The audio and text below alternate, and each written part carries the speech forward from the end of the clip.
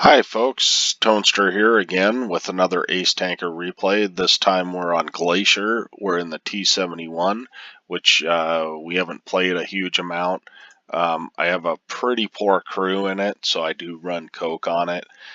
Don't fire any premium rounds in this game. But the biggest thing about this game, let's go ahead and get it started, about this map is that...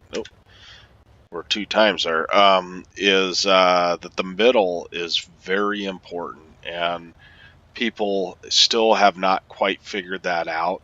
We're top tier here, which is really nice, but we do have a T 1357, pardon me, to deal with, and so I want to work that guy down so that he is not wanting to come over on me. But we get some nice spots early, and that's great. Artie leaves me alone. I do move around a lot in this game, but I noticed that I ignore the medium tank and shoot at the 1357 because that guy, he has 900 potential damage in his clip, and I want to make him afraid to come over. So I'm really working hard to try and get damage on him and taking risks that I wouldn't normally take just because that thing is so powerful. And so we do get another shot on him, and every time we hit him I feel more comfortable. I did have to ignore that E25, and that's okay to me, because the biggest threat by far is that 1357. So it looks like the enemy team does not have a lot of view range on their tank destroyers, because I'm able to spot stuff and they are not spotting me. So I take a chance and I start shooting at this Wolverine, and we're able to track him. This game I had just kind of woken up, and so I'm not playing at my top level. You'll notice I kind of playing a little bit slower and more deliberate, which isn't necessarily a bad thing. But we catch that SU-100Y. That thing is insane. It's got an insane gun on it, but no armor. So we're able to catch him out, help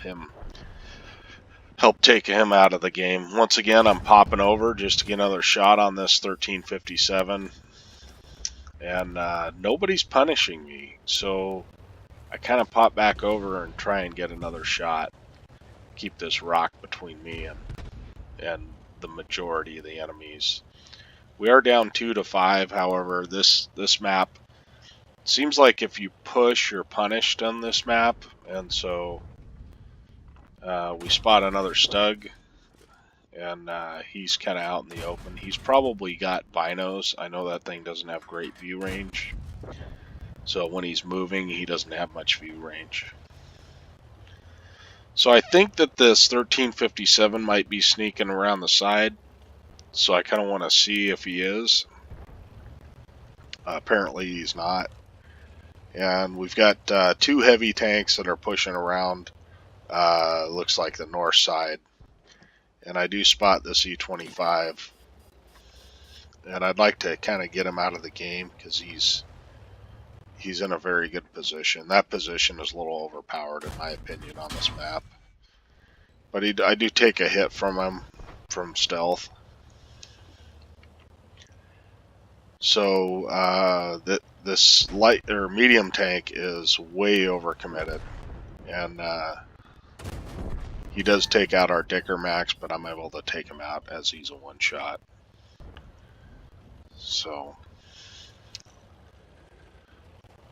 I'm trying to decide. I'd like to go up the hill and kill that E25 if I can, because he's in a very good position, and like that 3601H really cannot move. But we do spy one of the Arties, and as you know, I like to get Artie out. So I get lucky with an ammo rack there. But the one thing I didn't want to do is hit my teammate, so I took my time aiming that in. So we are going to go after the E25 because I'm afraid he's going to kill our heavies. But in the meantime, I see this free damage is free damage. And we fire blind, and then he shows back up, and we're able to take out the KV-1S. So I don't think the E25 knows I'm here, but he's definitely going to farm our heavies. I can't believe that the heavies would push in like that, knowing that there's an E25 there. And of course, you know, RNG, we bounce off the rear of an E25, and then we hit him right in the track, and we're not able to track him. And we hit him in the track again, but that's okay. Someone else takes him out, so we're happy with that. And as you can see, these guys that are pushing in the open, they die. You know, you die if you push hard. And as soon as I left that center, you notice that they pushed. All of those guys pushed the center and south of the map. So it's very, very important to have someone in the middle on this map. So of course we spot the Jagdpanther. That thing's got a very good gun, and it's got really great DPM.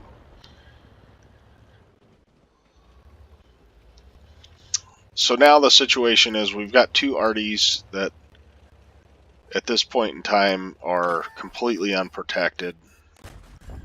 Fortunately for me, that VK fluffed his shot, because I should have taken some damage there. And I'm just hoping that my arty can hit these guys. And they've got their self-interest at heart in hitting them. So I probably should have changed to gold rounds there, but I didn't. The 4503 fluffs a shot, so we don't get a shot in, but we retrack him. So now I got two guys coming at me, and I would really like to kill that Jagdpanther 6, because I don't feel like I'm not really threatened by the and I eat a shot in order to do it, and I'm okay with that. Sometimes it's okay to trade your health. So it's 12-10 right now, but I want to keep this guy lit so that Artie can work him over. And so what I'm doing is I'm baiting him into thinking I'm going another direction. But in reality, now I've dropped spot. I'm going to come back around the other side. Unfortunately, he doesn't fall for it, and I don't. I think it's down to his. I shouldn't have overestimated his skill level, because that's really what it comes down to. So I do eat a shot here, but I'm able to get a few shots in. I wonder if he's ammo racked. And this shot here, honestly, I stayed way too long. But anyway, we're able to kill him. That's our 7th kill. Got 2,600 damage, 1,700 spotting. So in a tier 7, that's quite a good game. So we're just looking for the arty now. Kind of hoping to get my Radley Walters in this game,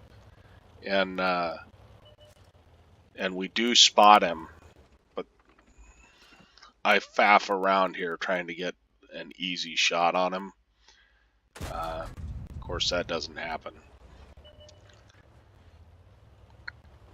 So we're going to go back towards cap, and the T71 asks that they give me the kill, and miraculously the VK says I won't cap. So that was it was very nice of them. This grill comes down around, and he's just kind of hiding basically and waiting for me to show up. He's not even firing at the guy. So we do pick up that kill. So we did end up with a Radley Walters, and of course at the end of the game I say thank you, because that was awfully kind of them to give me the Radley Walters. I don't have a huge amount of those. So let's go ahead and go look at the end game. Okay, here we are at the after action report. We did end up with a ace mastery. We ended up with a Radley Walters, Pascucci's for killing 2 tanks, two artilleries. patrol duty, so that's great. High caliber and a top gun. And so I was just, I think, maybe one shy of getting a patrol duty. 1, 2, 3, 4, 5. Yeah, one shy of getting a patrol duty, which is kind of unfortunate. But nevertheless, for a game that was fairly short, I felt like we had a pretty good impact in that game.